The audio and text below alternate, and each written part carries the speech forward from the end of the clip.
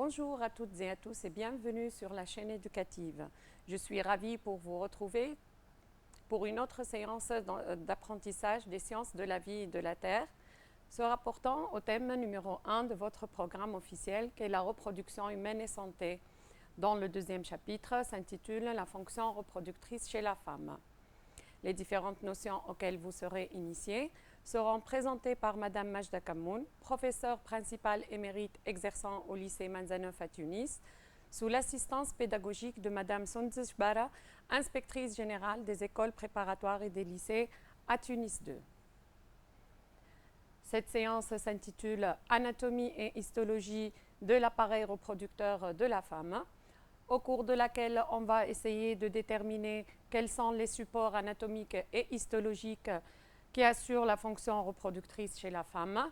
On essaiera également d'établir certains aspects comparatifs par rapport à la fonction reproductrice chez l'homme. Pour entamer l'étude de la fonction reproductrice chez la femme, je vous propose d'exploiter un texte scientifique que j'ai extrait pour vous de votre manuel scolaire en vue de dégager les signes de la puberté chez la femme.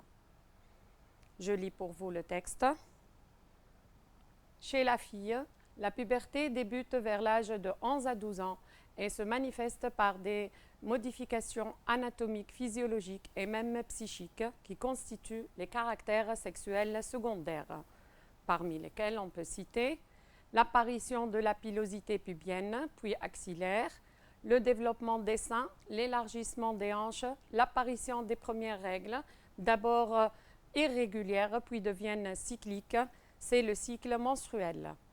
Ce cycle s'arrête vers l'âge de 50 ans, c'est la ménopause.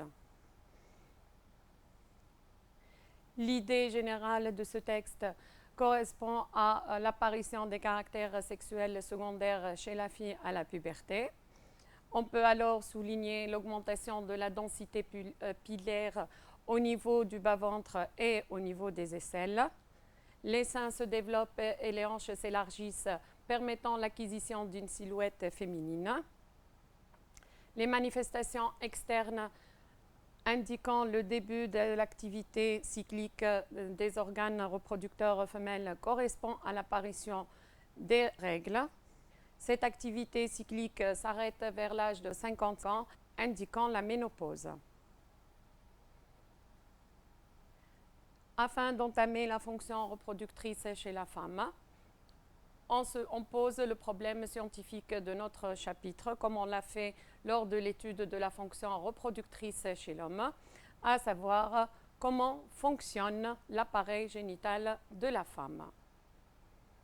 Dans le but d'avoir quelques éléments de réponse, je vous propose de passer à la première activité de notre séance, au cours de laquelle on va essayer d'observer ensemble le document suivant et de nommer les organes qui constituent l'appareil génital de la femme. Dans un deuxième temps, on va compléter ensemble le tableau montrant les différents organes de l'appareil génital afin de préciser leur rôle. On passe donc à l'étude de l'organisation de l'appareil reproducteur de la femme et on commence par la légende de la vue de profil de la partie pelvienne chez la femme. En 1, on reconnaît le pavillon qui surmonte la gonade femelle appelée ovaire. Cette gonade est l'équivalent du testicule chez l'homme. Elle assure donc la production des gamètes femelles et la sécrétion d'hormones sexuelles. On reconnaît en 3 un organe creux légèrement courbé vers l'avant appelé utérus. Cet organe se rétrécit au niveau de sa base appelée col de l'utérus, qui est en relation avec le vagin. Ce vagin s'ouvre à l'extérieur par l'orifice génital. Le numéro 7 nous permet d'identifier un conduit génital plus ou moins lent appelé trempe de Fallope ou oviducte, reliant le pavillon à l'utérus. La partie externe de l'appareil génital de la femme se limite à la vulve, formée par les petites et les grandes lèvres, permettant de cacher les orifices génitales et urinaires. L'observation avertie de la vue de face de l'appareil reproducteur de la femme nous permet de se rendre compte que l'ovaire est un organe pair. En effet, la femme en possède deux ovaires, droit et gauche. Chaque ovaire est surmonté par un pavillon qui assure la réception du gamète femelle en relation avec l'oviducte. On reconnaît également l'organe creux qu'on vient de voir et qu'on a appelé utérus, dont la cavité utérine est tapissée par une structure richement vascularisée appelée endomètre et limitée par une structure musculaire appelée myomètre. Cet organe creux rétrécit au niveau de son col. Il est en relation avec l'organe de copulation appelé vagin, qui s'ouvre à l'extérieur par l'orifice génital. On passe à la deuxième question de notre activité en essayant de compléter ensemble le tableau montrant les différents organes de l'appareil reproducteur chez la femme et afin de déterminer leur fonction. Comme on vient de le voir, la femme possède donc deux gonades appelées ovaires dont la fonction principale est la production des gamètes femelles et la sécrétion d'hormones sexuelles.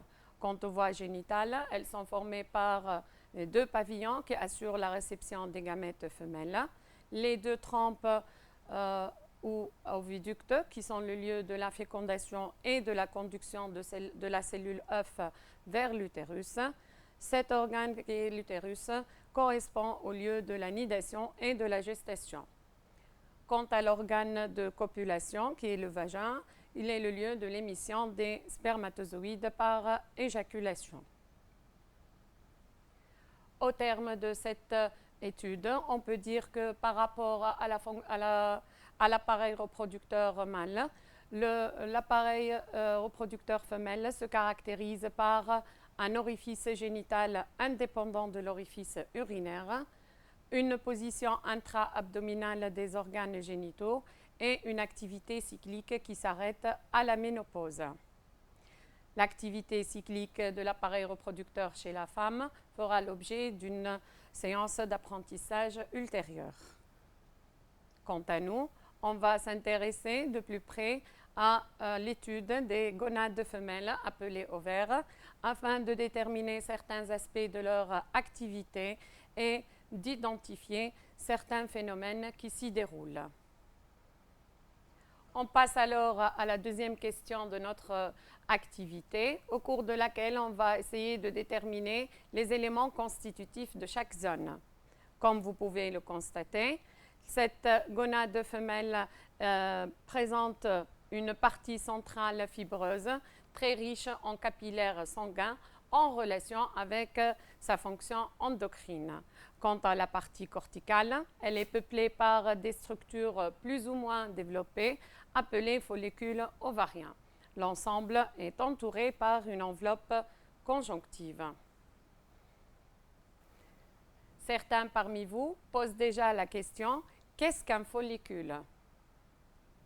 Ce terme trouve son origine dans un mot latin appelé folliculus, qui veut dire petit sac. On peut donc définir le follicule ovarien comme une structure ovarienne formée par un ensemble de cellules folliculaires entourant l'ovocyte. Revenons à la coupe transversale de l'ovaire. Et on va essayer de décrire les différentes structures observées au niveau de la zone corticale de l'ovaire.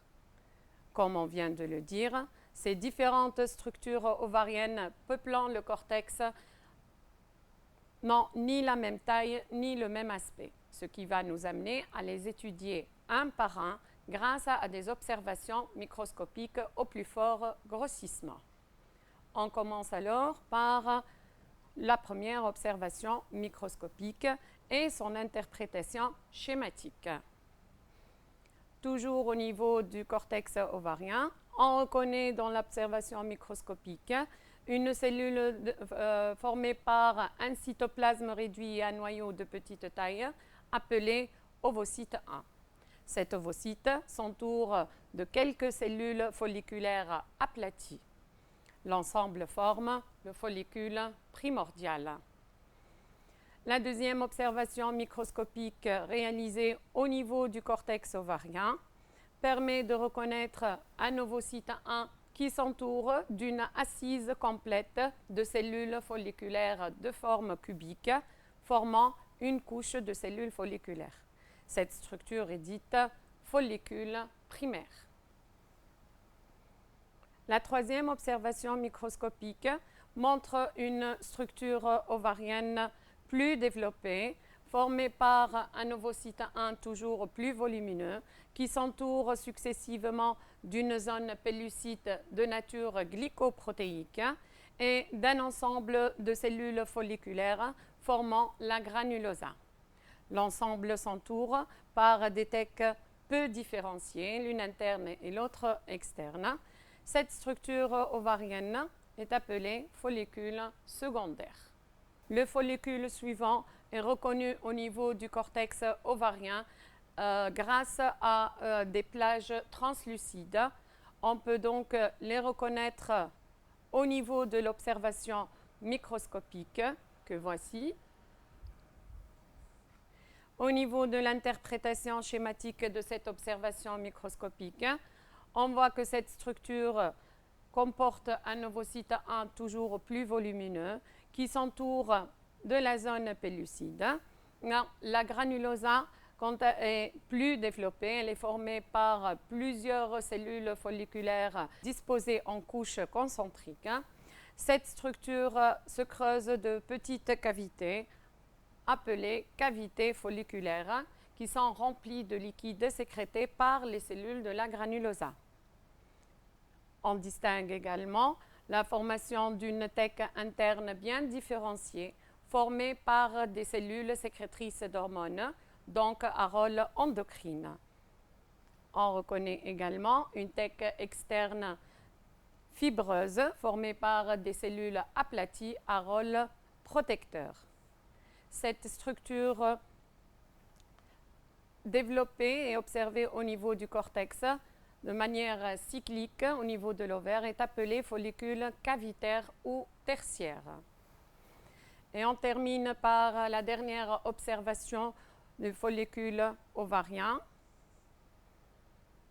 que voici. On voit au niveau de l'interprétation schématique que cette structure ovarienne imposante et de plus grande taille est formée par un ovocyte 1 encore plus volumineux, qui s'entoure toujours de la zone pellucide de nature glycoprotéique, mais aussi d'une couronne de cellules folliculaires formant la corona radiata. La granulosa étant plus développée, se creuse d'une seule grande cavité remplie de liquide folliculaire appelé anthrome. La thèque interne est bien développée et à rôle toujours endocrine. Quant à la thèque externe, elle s'épaissit et garde toujours sa fonction protectrice.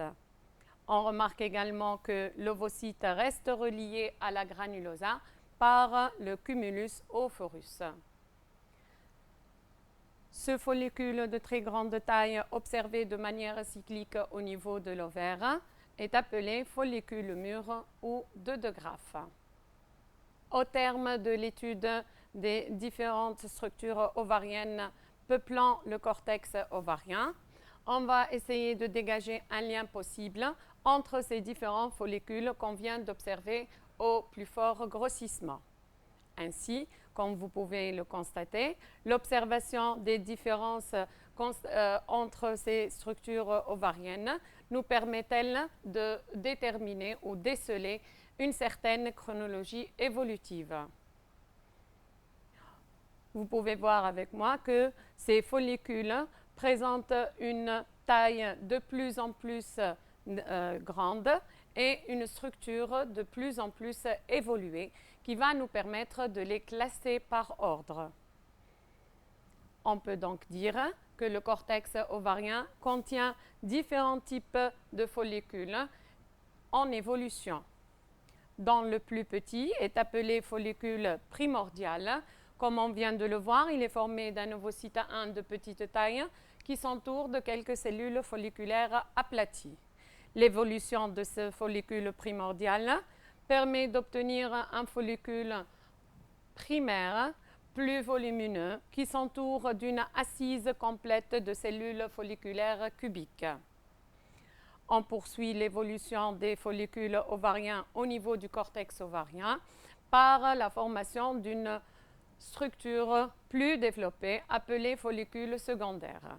Cette structure se caractérise surtout par l'apparition de la zone pellucide, le développement de la granulosa et l'apparition des tecs peu différenciés. Le follicule secondaire évolue de manière cyclique pour former un follicule tertiaire ou cavitaire. Cette structure plus développée est formée par un ovocyte 1 entouré toujours de la zone pellucide. La granulosa plus large et plus développée se creuse de petites cavités, ce qui lui donne le nom de follicule cavitaire. On remarque également un développement important de la thèque interne à rôle endocrine qui se différencie de la thèque externe à rôle protecteur.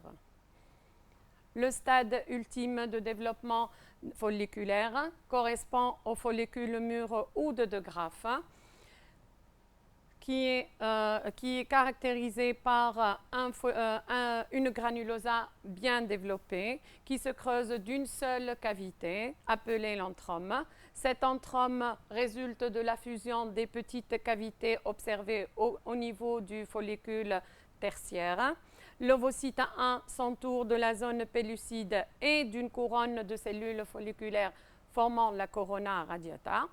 Quant à la thèque interne et la thèque externe, elles sont bien développées et à leur maximum de formation. Le processus évolutif permettant le passage du stade follicule primordial au stade follicule mûr est appelé folliculogenèse. Il s'agit là d'un processus évolutif qui se déroule au niveau de l'ovaire de manière cyclique de la puberté jusqu'à la ménopause chez la femme. On enchaîne avec la 5e question de notre activité, au cours de laquelle on va essayer ensemble d'exploiter le tableau suivant en vue de déduire le devenir des follicules ovariens chez la femme. Comme le montre le tableau, il y a une variation du nombre de follicules ovariens en fonction de la période de la vie. On va essayer de voir ensemble que dès le 7e mois de la vie intra-utérine, on dénombre 7 millions de follicules primordiaux. À la naissance, il n'en reste qu'1 million. De la naissance à la puberté, on recompte 400 000 follicules primordiaux approximativement. Et de la puberté à la ménopause, seuls 400 follicules primordiaux continuent la folliculogenèse et aboutissent à terme. L'exploitation de ce tableau permet de se rendre compte qu'il y a une diminution progressive du nombre de follicules ovariens qui traduit un épuisement constant et régulier de la réserve ovarienne. On peut donc conclure que seul 1 millième des follicules primordiaux arrivent à terme et atteignent le stade follicule mûr. Tous les autres dégénèrent, ce qui correspond à l'atrésie folliculaire. Cette atrésie folliculaire est en fait une dégénérescence des follicules ovariens aux différents moments de leur évolution et aux différents moments de la vie de la femme. Ainsi, la plupart des follicules subissent une involution. On parle de follicules involutifs ou dégénératifs. Revenons au stade ultime de développement folliculaire, qui est le follicule mûr ou de Graaff. On le voit sur la coupe de l'ovaire. Il fait saillie au niveau de cet organe au point de le déformer. La question qui s'impose alors est quel devenir possible peut-on prévoir pour cette structure? Si on réalise des observations avec des moyens techniques bien appropriés, on peut se rendre compte que l'activité ovarienne se caractérise par un événement important correspondant à l'émission d'une cellule sphérique entourée d'un nuage de liquide folliculaire, ce qui nous permet de constater que la déformation de la paroi de l'ovaire est due à la rupture du follicule mûr, libérant le gamète femelle. Ce phénomène se déroulant au milieu de chaque cycle ovarien est appelé ovulation, qui illustre la fonction exocrine de la gonade femelle.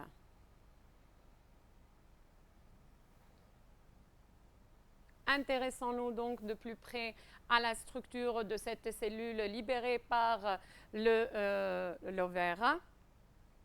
On va donc passer à la quatrième activité, au cours de laquelle on va essayer ensemble d'annoter le schéma de l'observation microscopique de l'ovocyte 2.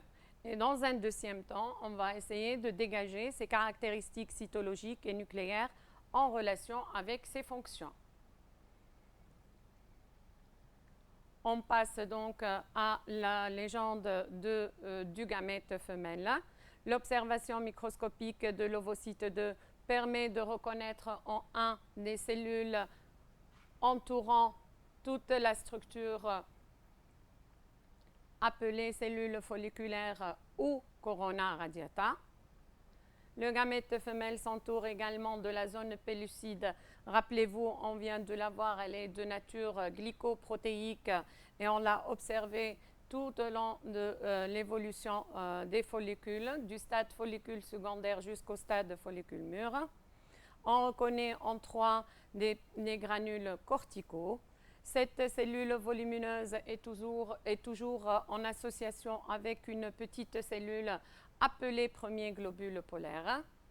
Quant à son matériel génétique, comme vous pouvez le constater, les chromosomes sont placés au niveau de la plaque équatoriale, indiquant un matériel génétique bloqué en métaphase 2. Le cytoplasme de cette cellule est large et abondant et riche en substances de réserve. On peut donc déterminer le rôle des cellules folliculaires et de la zone pellucide qui correspond à un rôle protecteur. Ces structures ont également un rôle dans la fécondation, aussi bien que les granules corticaux. Quant au matériel génétique bloqué en métaphase 2, il joue un rôle dans la formation de la cellule œuf.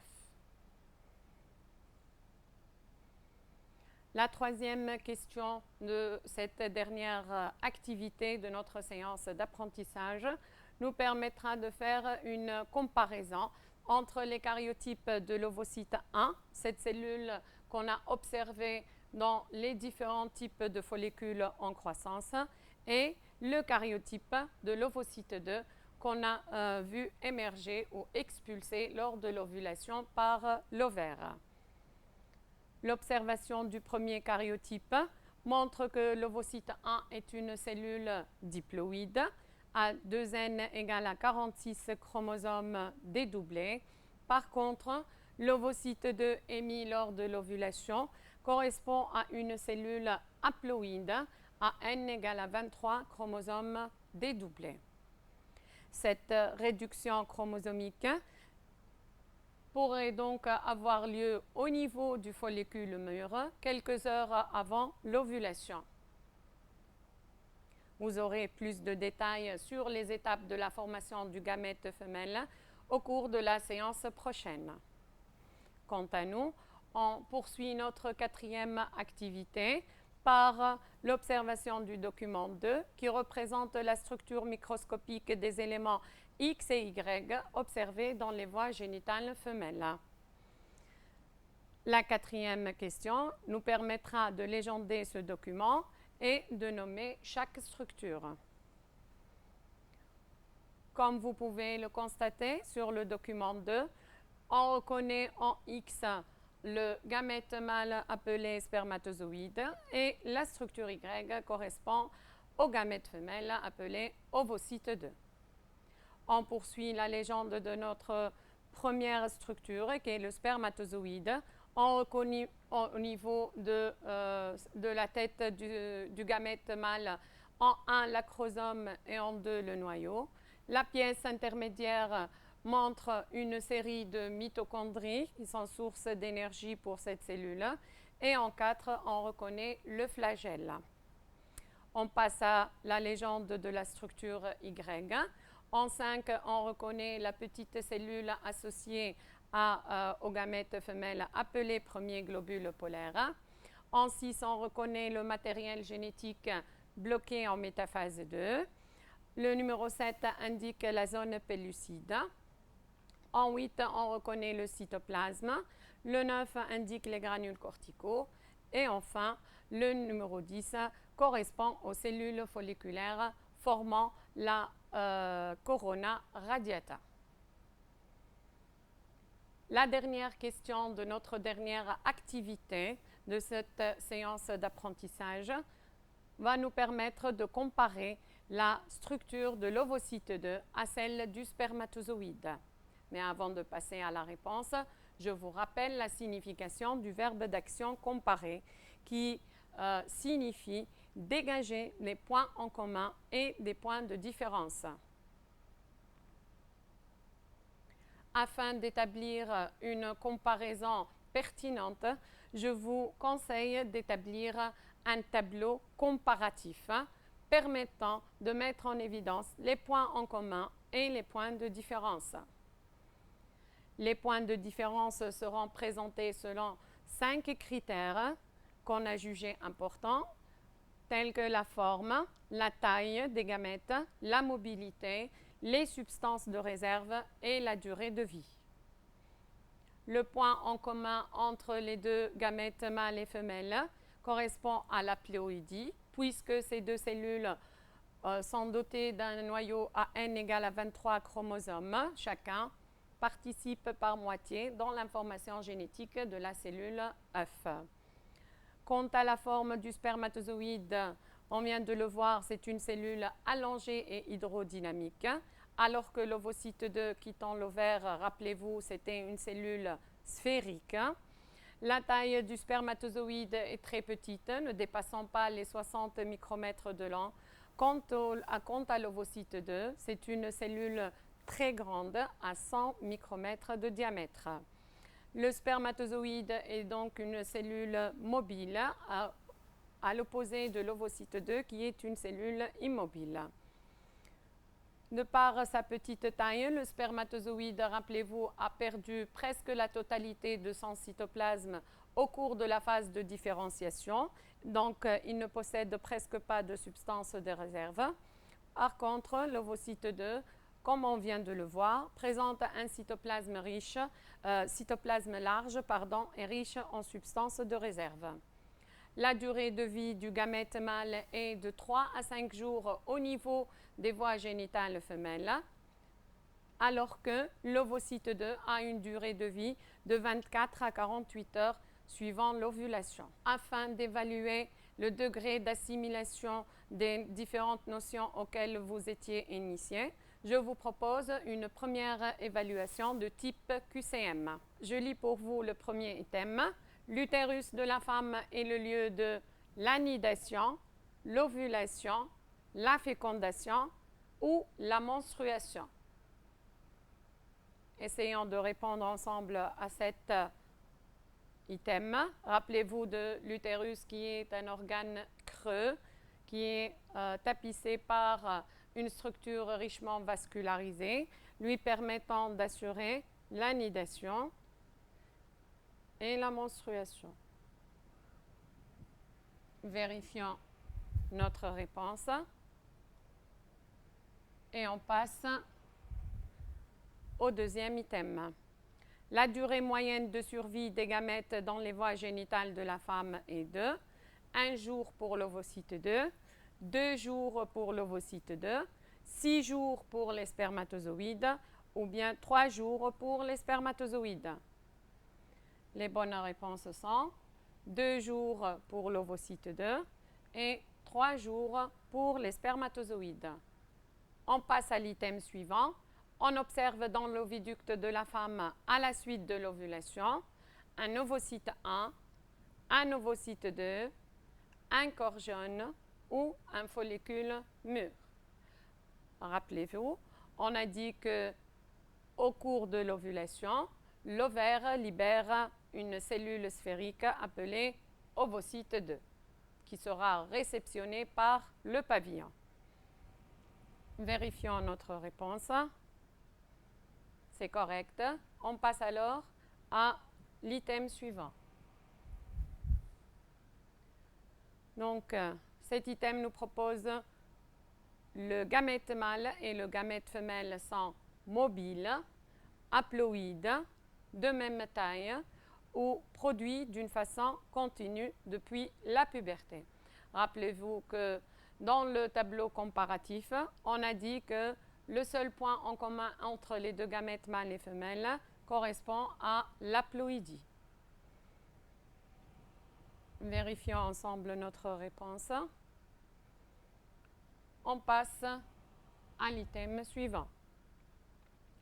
La folliculogenèse est un phénomène qui assure la formation des follicules, la transformation d'une ovogonie en ovocyte 2, la transformation d'un follicule mûr en corps jaune ou l'évolution d'un follicule primordial en follicule mûr.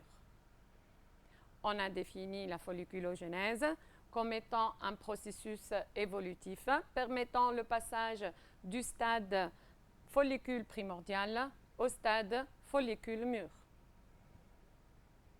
Vérifions notre réponse. On passe à l'item suivant.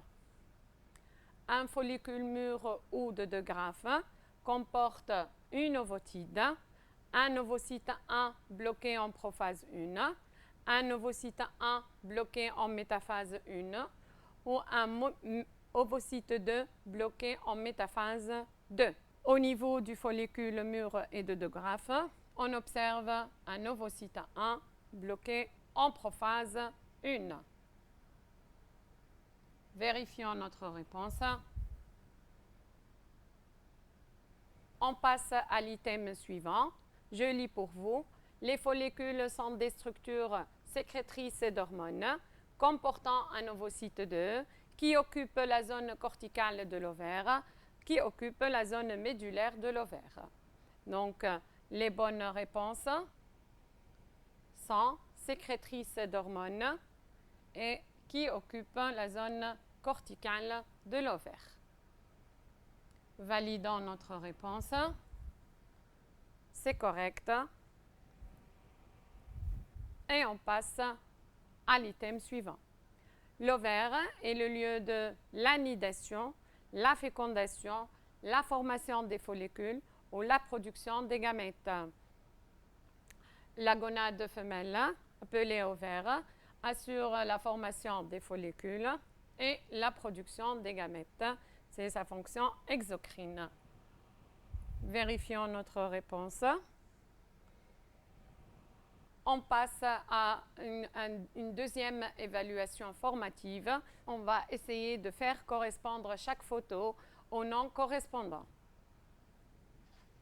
La première observation microscopique correspond au follicule primordial.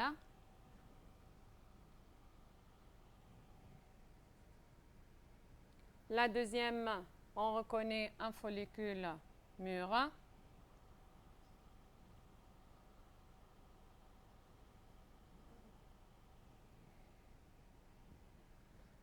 La troisième correspond à un follicule secondaire.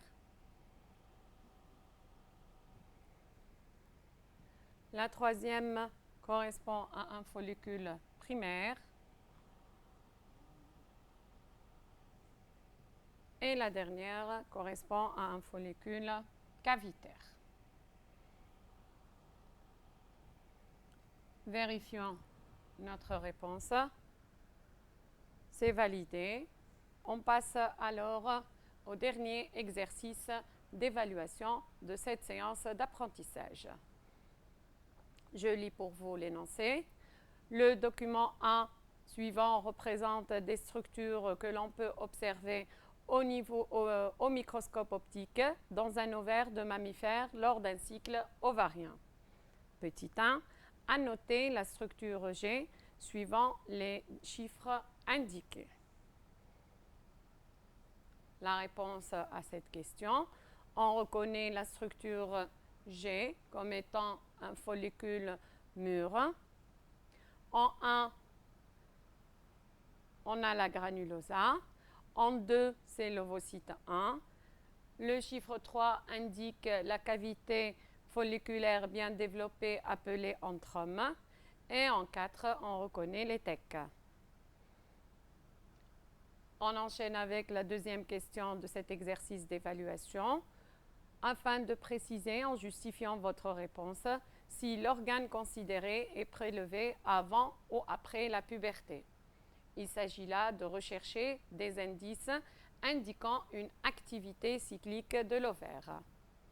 La réponse, il s'agit d'un ovaire de femelle pubaire parce qu'il montre un follicule mûr et même une ovulation, qui sont l'indice du fonctionnement exocrine de la gonade femelle. La troisième question de notre exercice d'évaluation est divisée en deux petites questions. En petit a, on sera amené à nommer les différentes structures représentées, c'est-à-dire de A à E.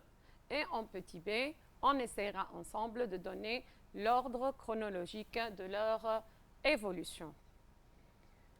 On commence donc par donner un nom à chaque structure observée dans le document 1. En A, on reconnaît le follicule primaire ou follicule jeune. En B, on a le corps jaune en évolution. En C, c'est un follicule mûr rompu libérant le gamète femelle. En D, c'est un follicule secondaire. La structure E correspond à des follicules primordiaux qui sont de très petite taille entourés de quelques cellules folliculaires. La structure F correspond à un follicule cavitaire ou tertiaire dont la granulosa est creusée d'une petite cavité. Et la structure G, qu'on vient de légender tout à l'heure, correspond à un follicule mûr ou de deux graphes. En petit b, on est amené à mettre les structures de A à E dans l'ordre chronologique de leur évolution.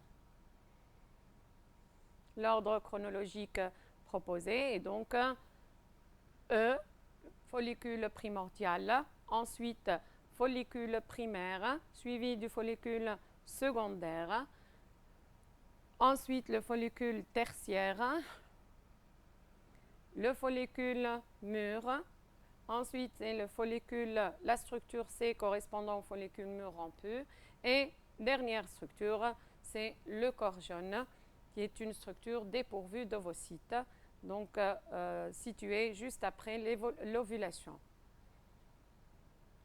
On passe à la quatrième question de cet exercice d'évaluation formative. Et on se propose de définir le phénomène aboutissant à la formation de la structure G.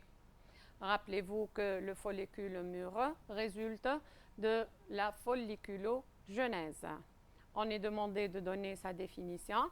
On appelle donc folliculogenèse le processus évolutif permettant l'évolution du follicule de l'état rudimentaire, les follicules primordiaux, déjà différenciés avant la naissance, à l'état le plus évolué, c'est-à-dire le follicule mûr ou pré-ovulatoire. On termine avec la dernière question de notre exercice d'évaluation. La cinquième question, je lis pour vous la question. Chez la femme, et dans certains cas, l'ovaire ne présente que des structures D, E et A, même après la puberté. Qu'en résulte-t-il pour la procréation chez la femme ainsi affectée? Justifiez votre réponse.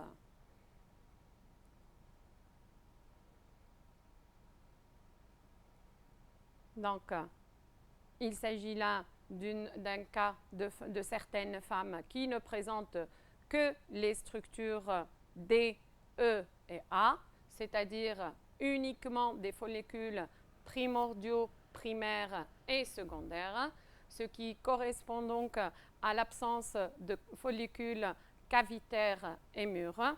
Cette absence de follicules cavitaires et mûrs se traduit par une absence de folliculogenèse complète. Donc, lorsque l'ovaire de la femme ne renferme que des follicules primordiaux, primaires et secondaires, c'est que ces derniers ne sont pas recrutés et leur maturation fait défaut. Ainsi, on peut dire qu'il n'y a pas d'ovulation et la femme est donc stérile. Ainsi se termine notre séance d'apprentissage concernant la fonction reproductrice chez la femme. Je vous remercie de votre attention et je vous souhaite bon courage et bonne continuation. Au revoir.